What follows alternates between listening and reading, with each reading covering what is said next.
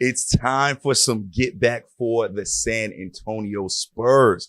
They are back in action tonight, taking on the Utah Jazz.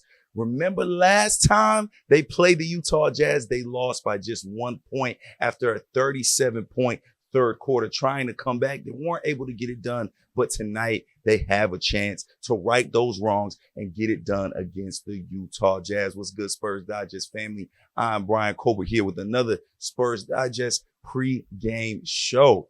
We appreciate y'all showing love. We appreciate y'all subscribing.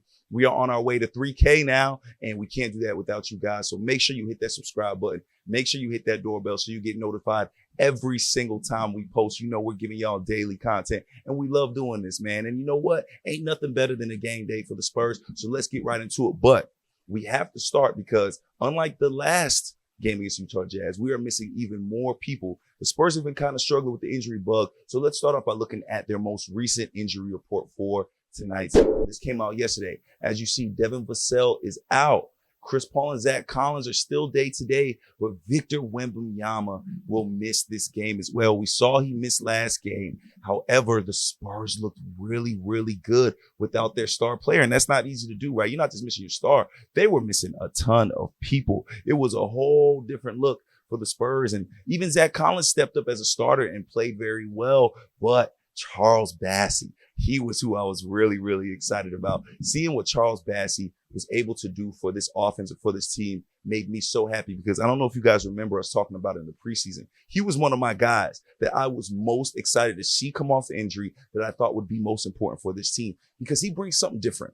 Like Zach Collins has the grit. Zach Collins has scoring ability, but Charles Bassey is just a dog out there. He looks much bigger than he actually is. Like he looks imposing, and that's how he looked. And it's just great to see because I'm telling you, we've talked about it. You are going to need depth in that big man role. So I think having Victor out for these next few games is going to allow Charles Bassey to really, really get off. And to me, I feel like he's honestly like maybe not the most important, but like top 3 most important players while Wemby is out because of what he's able to do, because of the way he's able to clean the boards, because of the way he's able to play defense and the way he's able to just live above the rim. He allows another guy for Chris Paul to have lobs to. He's just a threat. And it was nice to see, man. I'm a big Charles Bassey guy. Really, really excited to see him play more. And to me, I think he's a big part of what the success they saw against OKC and any success they see tonight against the Utah Jazz. Because remember, the Utah Jazz are big, man. I mean, they got 7-footers out there. So size is going to be a huge, huge thing. And Zach Collins can't do it alone. He cannot do it alone.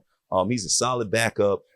He fills in well. He filled in well last game, but like Charles Bassey is going to be a key piece on why this team finds any success. And then another person who is going to be huge and has been huge all season for the Spurs, possibly our most consistent player, Keldon Johnson, coming off the bench last game and dropping 22 points, hitting 6 for 12 from the three-point line, but also just electrifying the entire building. That dunk was insane, man. The way Keldon is just able to bring so much energy off that bench, man. I mean, it is so huge. It's so paramount. And I don't know if many teams have a 6th man that is as great as Keldon Johnson. Let's not joke about it. Like, let's be real. Keldon Johnson could start for a majority of teams in the NBA. I truly think that that's how talented he is. Keldon Johnson could easily fill it up each and every night. And we're seeing that from a bench level. And I think with all of these injuries, we're seeing it even more now. I mean, it was an overall team effort against Oklahoma City Thunder, which is a really, really tough team. It's a really, really tough team to beat. And guys like Champagnie showed up. Harrison Barnes was hitting shots, 20 points for Harrison Barnes. Anytime you could get 20 points out of Harrison Barnes, that is a win for your team. But I'm telling you right now, Keldon Johnson is going to be the X factor for the Spurs, even when they get healthy. Having a scorer like that off the bench, but that can also be on the court while you close out games is paramount. And I just big ups to Keldon, man, because it is not easy to change your role over and over and over again. From being the number 1 guy to the 6th man, a lot of guys aren't able to do that. A lot of guys aren't able to, swallow their pride and come off that bench. But Keldon has done it, and he has done it so gracefully and so successfully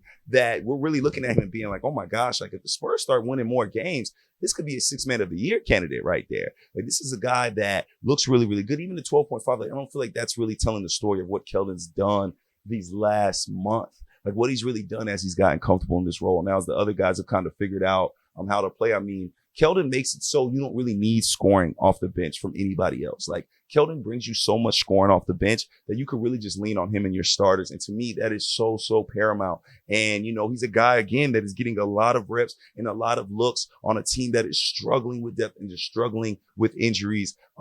Missing Dev again. Keldon steps in huge for that, man. So just big shout out to him. And he's going to be a huge piece on if the Spurs are able to get the win tonight.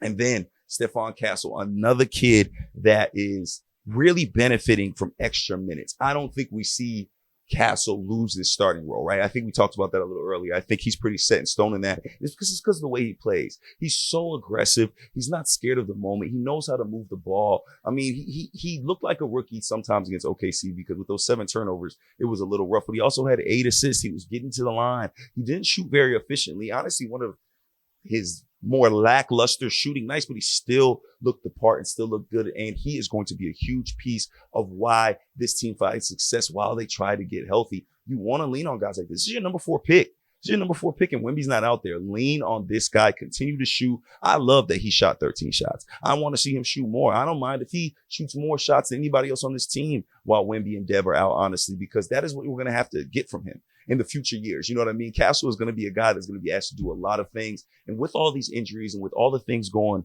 wrong with this team, he is a bright spot where you can look at him and say, okay, we can build off of this. We can get him these minutes. And the more he can play next to Chris Paul, it's just going to be paramount, man. We saw what it did for Shai Gilgeous-Alexander over in OKC getting to play next to Chris Paul for a short amount of time. It really does help. And Castle, to me, is just so special. And you're going up against a Jazz team that isn't super great, right? They're 3-11. They haven't won a lot of games. One of those 3 wins was a 1-point win over y'all. So you guys got to come out and show up. I mean, they're going to try to exploit the lack of size that the Spurs have. But I think if we lean on Keldon, we lean on Bassey, we lean on Stephen Castle, I truly think this will be a successful game for us. And I truly think we could be at 0.500 before the night's over. And Spurs family, honestly, I know that sounds kind of tongue in cheek, but that's a win right now. That's a win with all the injuries, missing out on your head coach, all of these things. And the Spurs are still 7-8. The Spurs are still competing. The Spurs are still getting wins over teams like OKC.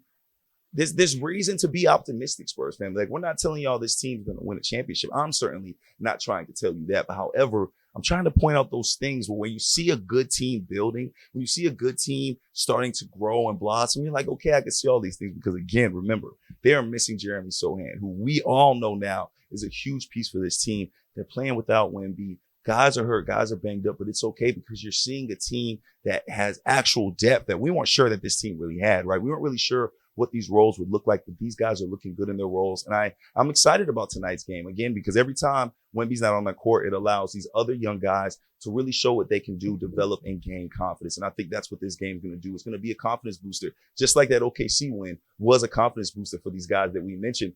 Tonight will be another confidence booster, and it's a chance to stack wins, and that's what we want to see, right, Spurs family? So listen, let's get this W. Spurs Digest, we love y'all. We appreciate y'all for riding with us, man. We are excited to keep watching the Spurs develop throughout this season. And yeah, make sure you subscribe, make sure you share, make sure you comment. Tell us who you think's gonna ball out tonight, who you want to see get off, man. We appreciate y'all so much. For Bryan Colbert Jr. and Spurs Digest, this is another Spurs Digest pregame show. Let's get this done, Spurs family.